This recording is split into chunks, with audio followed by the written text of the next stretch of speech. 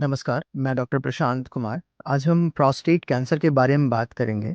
Prostate cancer is one of the most common cancer in the main.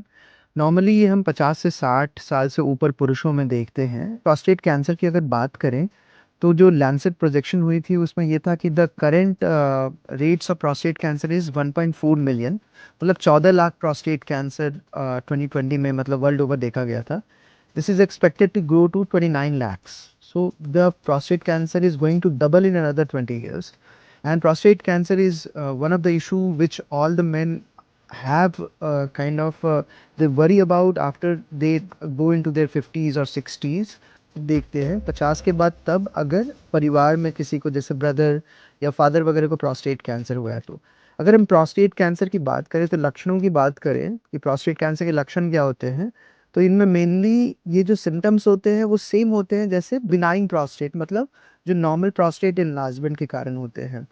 हालांकि prostate के enlargement से prostate cancer का लेना देना नहीं है।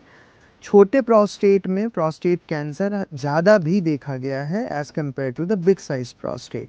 प्रोस्टेट बढ़ने के कारण, जिसको हम बीपीएच बोलते हैं, या benign prostatic hyperplasia, benign enlargement of prostate, इसकी जो समस्याएं होती हैं और प्रोस्टेट कैंसर की जो समस्याएं होती हैं वो तुलनात्मक होती हैं, मतलब सेम होती हैं। वो वैसे ही प्रेजेंट करते हैं जैसे प्रोस्टेट कैंसर प्रेजेंट करता है। बीपीएच और प्रोस्टेट कैंसर के प्रेजेंटेशन सिमिलर होते हैं, इसलिए काफ़ी कंफ्यूजन रहता है।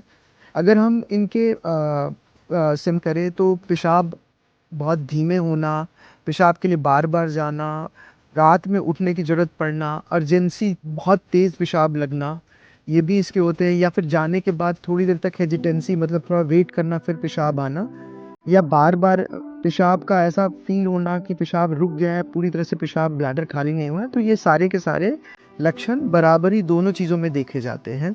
अगर आप हमसे बात करें कि प्रोस्टेट कैंसर के लिए हम हमारी जब यूरोलॉजी ओपीडी में आते हैं तो हम क्या करते हैं, तो सबसे पहली जो होती है वो होती है blood test, which is KFT, serum creatinine, and PSA.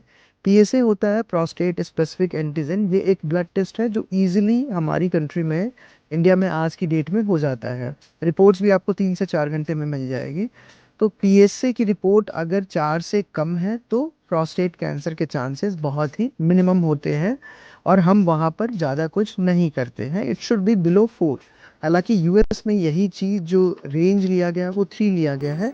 वहाँ पर ये बोलते हैं कि 3 से नीचे होना चाहिए।